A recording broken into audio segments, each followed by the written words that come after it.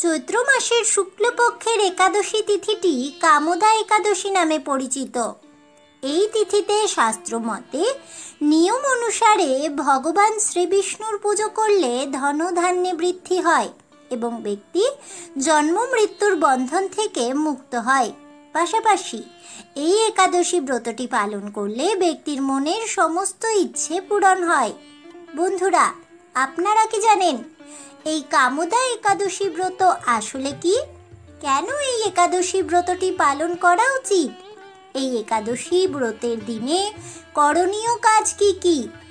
এই একাদশী ব্রত মাহাত্ম্য কথা জানেন কি? বন্ধুরা, কামদা একাদশীর ব্রত মাহাত্ম্য কথা জানতে হলে অবশ্যই ভিডিওটি স্কিপ না করে শেষ পর্যন্ত দেখতে থাকুন। নমস্কার বন্ধুরা, অজানার পথের নতুন পর্বে আপনাদের সকলকে স্বাগত জানাই। কামদা একাদশী একটি হিন্দুদের পবিত্র অনুষ্ঠান যা চৈত্র মাসের শুক্লপক্ষে একাদশী তিথিতে অনুষ্ঠিত হয়ে থাকে। এটি বাংলা নববর্ষের পরে প্রথম একাদশী। এই তিথি পাপনাশক ও পুণ্যদায়িনী, তাই এই ব্রত পালনে ভক্তের সমস্ত মনোবাঞ্ছা পূরণ হয়। এটা বিশ্বাস করা হয় যে এই ব্রত পালনের দিনে উপবাস করলে বহু বছর ধরে তপস্যা করার মতো ফল পাওয়া যায়, তাই এটি ফলদা একাদশী নামেও পরিচিত। কামদা একাদশীর সকালে স্নান করার পর ভক্তেরা উপবাসের সংকল্প নেন। প্রায় কাছাকাছি মন্দিরে শ্রীকৃষ্ণ রূপে ভগবান বিষ্ণুকে পুজো করা হয় এদিনে। এই ব্রত থেকে অর্জিত ধর্মীয় যোগ্যতা সমস্ত আকাঙ্ক্ষা প্রদান করে, এমনকি সবচেয়ে জঘন্যতম করা পাপকেও বিশুদ্ধ করে এবং ভক্ত ও তার পরিবারের সমস্ত সদস্যদের অভিশাপ থেকে মুক্ত করে বলেই বিশ্বাস। হিন্দু ধর্মে অনেকগুলি গুরুত্বপূর্ণ উপবাস রয়েছে, তার মধ্যে একটি হলো কামদা একাদশী, যা চৈত্র মাসের শুক্লপক্ষে পালিত হয়। কামদা একাদশী উপবাসের পুণ্যে আত্মা পাপ থেকে মুক্ত হয়। পারিবারিক জীবনের সমস্ত সমস্যা কেটে যায় এই একাদশী পালনে। এই দিনে শ্রীহরির আরাধনা ও উপবাস করলে মনের সকল ইচ্ছে পূরণ হয় এবং বৈকুণ্ঠ ধাম প্রাপ্ত হয়। এটি হিন্দু সংবৎসরের প্রথম একাদশী। কামদা একাদশীর উপবাস পালন করলে সাধক 100টি রাজস্ব যজ্ঞের সমান ফল লাভ করে। এই উপবাস পালনের মাধ্যমে মানুষ তার কাঙ্ক্ষিত মনোবাসনা পূর্ণ করে, তাই এটি কামদা একাদশী নামে পরিচিত। বেদ পুরাণে বলা হয়েছে যে 1000 বছরের তপস্যা, স্বর্ণ মুক্তা দান, কন্যাদান, গাভীদান প্রভৃতিতে যে পুণ্য পাওয়া যায় তার থেকেও কেবল কামদা একাদশীর উপবাস একবার পালন করলেই সবচেয়ে বেশি ফলদায়ক। কামদা একাদশীকে ফলদা একাদশীও বলা হয়। কামদা একাদশীতে শ্রী বিষ্ণুর পূজার্চনা করার পর শমী গাছের পুজো করা উচিত। এদিন আটার প্রদীপ প্রজ্বলিত করে তাতে কর্পূর ও হলুদ নিবেদন করুন। এর ফলে আটকে থাকা ধন প্রাপ্তি হবে, পাশাপাশি গ্রহ নক্ষত্রের শুভ প্রভাব বৃদ্ধি পাবে। কামদা একাদশী তিথিতে জলে গঙ্গা জল মিশিয়ে স্নান করার পর পূর্বপুরুষদের উদ্দেশ্যে তর্পণ করা জরুরি। পাশাপাশি এদিন পূর্বপুরুষদের নামে দান করা যেতে পারে। এর ফলে পিতৃপুরুষেরা প্রসন্ন হন এবং পিতৃদোষ থাকলে তা দূর হয়ে যায়। এমনকি এর ফলে শ্রী বিষ্ণু ভগবান প্রসন্ন হন এবং ব্যক্তির জীবন সুখ সমৃদ্ধিতে ভরে ওঠে। কামদা একাদশী তিথিতে শ্রী বিষ্ণুর এই মন্ত্রটি মনে মনে জপ করুন: ওম নমো ভগবতে বাসুদেবায় নমঃ। সন্ধ্যাবেলা তুলসী গাছের সামনে প্রদীপ প্রজ্বলিত করুন। আবার এদিনে শ্রী বিষ্ণুকে সাত্ত্বিক ভোগ নিবেদন করা যেতে পারে। এই ভোগে তুলসী পাতা দিতে ভুলবেন না যেন। এর ফলে ব্যক্তির সমস্ত মনস্কামনা পূর্ণ হয়, পরিবারের সব সদস্যদের উন্নতি হয়। কামদা একাদশী তিথিতে 7টি গোটা হলুদ নিয়ে তা হলুদ কাপড়ে বেঁধে দিন। সেই পুটুলিটি শ্রী বিষ্ণুকে নিবেদন করুন। এরপর ধূপকাঠি দেখান। পুজো শেষে টাকা পয়সা রাখার স্থানে সেই পুটুলিটি রাখুন। এই উপায়ে ধনধান্যে বৃদ্ধি হবে এবং আর্থিক পরিস্থিতি মজবুত হবে। কামোদা একাদশী তিথিতে শ্রী বিষ্ণু ভগবানের পাশাপাশি সম্পদের দেবী মহালক্ষ্মীরও পুজো করুন। এদিনে শ্রী বিষ্ণুর সহস্র নাম ও কনকধারা স্তোত্র পাঠ করলে লক্ষ্মীনারায়ণের আশীর্বাদ পাওয়া যায়। এমনকি এর ফলে লক্ষ্মী দেবী ও শ্রী বিষ্ণু ভগবানের আশীর্বাদ পাওয়া যায়। জীবনে কখনোই অর্থাভাব থাকে না। কামোদা একাদশীর পুজোর নিয়ম। স্নান করে পুজোর স্থান এদিন পরিষ্কার করা জরুরি। ভগবান শ্রীহরি বিষ্ণুর জলাভিষেক করা জরুরি। পঞ্চামৃত সহ গঙ্গা জল দিয়ে ভগবানকে অভিষেক করতে হবে। এবার প্রভুকে হলুদ চন্দন ও হলুদ ফুল নিবেদন করতে হবে। মন্দিরে প্রদীপ জ্বালাতে হবে।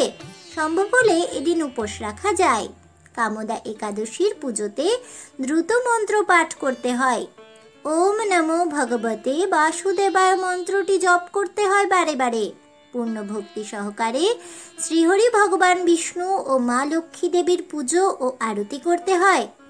তুলসীর সঙ্গে এদিন ভগবান শ্রীবিষ্ণুকে অন্ন নিবেদন করলে তিনি অধিক খুশি হন।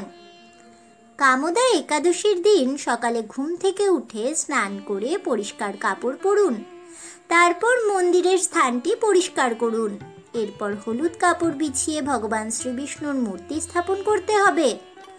ওম নমো ভগবতে বাসুদেবায় মন্ত্র উচ্চারণ করার সময় ভগবান বিষ্ণুর মূর্তিকে পঞ্চামৃত ইত্যাদি দিয়ে স্নান করাতে হবে।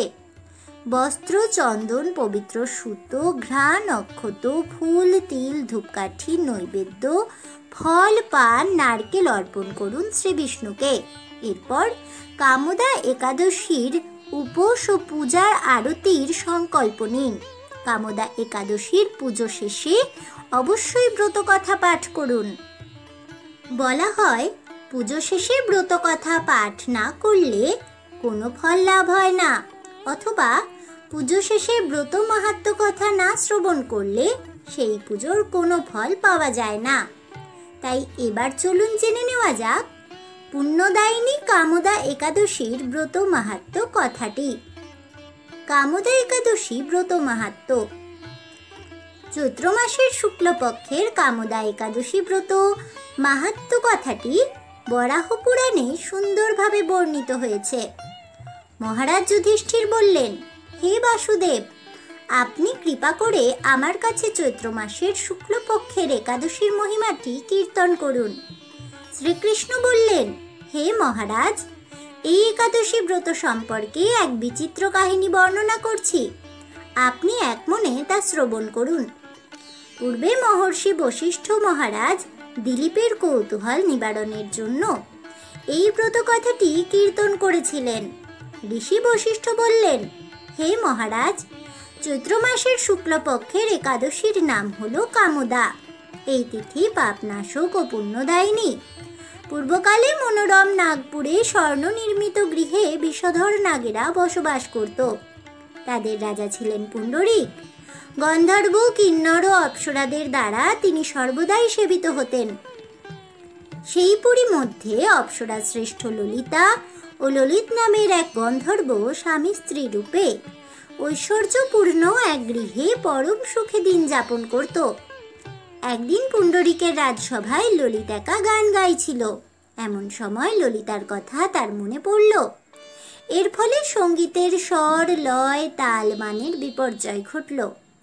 কর্কটক নামের এক নাগ ললিতের মনোভাব বুঝতে পারল। গানের ছন্দ ভঙ্গের ব্যাপারটি সে পুণ্ডরীক রাজার কাছে জানালো। তা শুনে সর্পরাজ ক্রোধ ভরে কামাতুর ললিতকে বললেন, রে দুর্মতি, তুমি রাক্ষস হও, এই বলে অভিশাপ প্রদান করল। তার হাত 10 যোজন বিস্তৃত, মুখ পর্বত গুহা তুল্য, চোখ দুটি প্রজ্বলিত আগুনের মতো, ঊর্ধ্বে 8 যোজন বিস্তৃত প্রকাণ্ড এক শরীর সে লাভ করল। ললিতের এরকম ভয়ঙ্কর রাক্ষস শরীর দেখে ললিতা মহা দুঃখে চিন্তায় ব্যাকুল হলেন। স্বেচ্ছাচারী রাক্ষস ললিত দুর্গম বনে গমন করতে লাগলো। ললিতা কিন্তু তার সঙ্গ ত্যাগ করল না। ললিত নির্দয়ভাবে মানুষ ভক্ষণ করত। এই পাপের ফলে তার মনে বিন্দুমাত্র শান্তি ছিল না।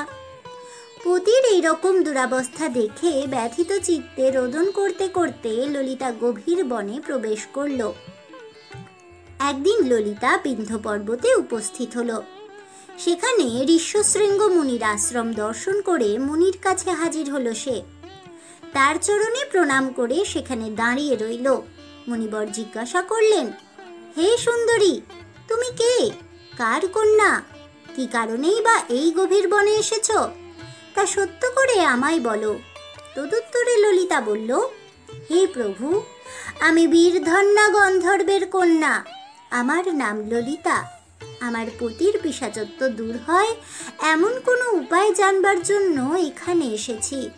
তখন ঋষি বললেন, চৈত্র মাসের শুক্লপক্ষের কামদা নামে যে একাদশী আছে, তুমি সেই ব্রত যথাবিধি পালন করো। এই ব্রতের পুণ্য ফল তোমার স্বামীকে অর্পণ করলে তৎক্ষণাৎ তার সমস্ত পাপ বিনষ্ট হবে। বশিষ্ঠ ঋষি বললেন, হে মহারাজ দিলীপ, মুনির কথা শুনে ললিতা আনন্দ সহকারে কামদা একাদশী ব্রতটি পালন করল। তারপর ব্রাহ্মণ ও বাসুদেবের সামনে পতির উদ্ধারের জন্য বলল, আমি যে কামদা একাদশীর ব্রত পালন করেছি তার সমস্ত ফল আমার পতির উদ্দেশ্যে অর্পণ করলাম। এই পুণ্যের প্রভাবে তার পিশাচত্ব দূর হোক। এই কথা উচ্চারণ মাত্রই ললিত সাপ মুক্ত হয়ে দিব্য দেহ প্রাপ্ত হল। পুনরায় গন্ধর্ব দেহ লাভ করে ললিতার সাথে সে মিলিত হল। তারা বিমানে করে গন্ধর্ব লোকে গমন করল। হে মহারাজ দিলীপ, এই ব্রত যত্ন সহকারে সকলেরই পালন করা কর্তব্য। এই ব্রতটি ব্রহ্মহত্যা, পাপ বিনাশক এবং পিশাচত্ব মোচনকারী। এই ব্রতের ব্রতকথা শ্রদ্ধাপূর্বক পাঠ ও শ্রবণে বাজপেয় যজ্ঞের ফল লাভ হয়। অথ কামদা একাদশীর ব্রত মাহাত্ম্য কথাটি সমাপন হইল। জয় পরম পুরুষ ভগবান শ্রী বিষ্ণুর জয় হোক। জয় হোক ভগবান শ্রীহরির। হরে কৃষ্ণ কৃষ্ণ কৃষ্ণ হরে হরে, হরে রাম রাম রাম হরে হরে, রাধে রাধে। এই বলে আমার আজকের ভিডিওটি আমি এখানেই শেষ করছি। তাহলে বন্ধুরা, কামদা একাদশী ব্রত আসলে কি? কেন এই একাদশী ব্রত পালন করা উচিত? এই একাদশী ব্রতের পূজা পদ্ধতি এবং একাদশী ব্রতের সমস্ত নিয়ম কানুন ও কামদা একাদশীর ব্রত মাহাত্ম্য কথা শ্রবণ করে কেমন লাগলো অবশ্যই আমাকে কমেন্টে জানাবেন। ভিডিওটি ভালো লেগে থাকলে লাইক শেয়ার করতে ভুলবেন না। আমার চ্যানেলের নতুন বন্ধু হয়ে থাকলে চ্যানেলটিকে সাবস্ক্রাইব করে দেবেন। পাশে থাকা বেল বাটনটি প্রেস করে রাখবেন নতুন ভিডিওর নোটিফিকেশন পাওয়ার জন্য। দেখা হচ্ছে পরের ভিডিওতে। তাই সকলে ভালো থাকুন, সুস্থ থাকুন আর অবশ্যই সঙ্গে থাকুন আর দেখতে থাকুন অজানার পথে।